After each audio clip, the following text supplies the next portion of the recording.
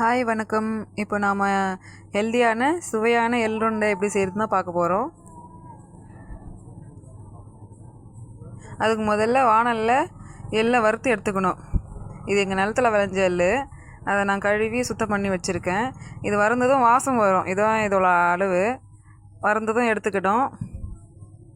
அதுக்கடுத்து அதே வாணலில் வெல்லம் எடுத்துக்கணும். அதில் வெல்லம் முழுகிற அளவுக்கு தண்ணி.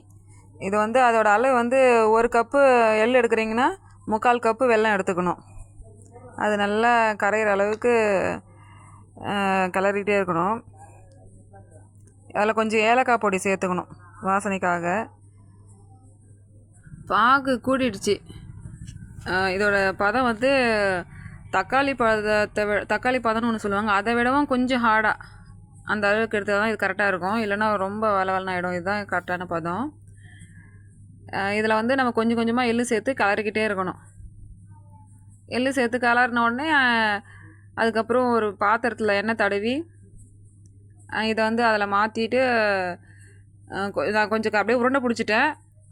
கொஞ்சம் இது மாதிரி தட்டி எடுத்துகிட்டு அதில் கட் பண்ணி கொஞ்சம் சூடு ஆறுனதும் கட் பண்ணணும். ரொம்ப சூடுலேயும் கட் பண்ண முடியாது, ரொம்ப ஆறிச்சினாலும் கட் பண்ண முடியாது. அதனால் ஒரு மிதமான சூட்டில் கட் பண்ணி எடுத்துக்க வேண்டியது தான்.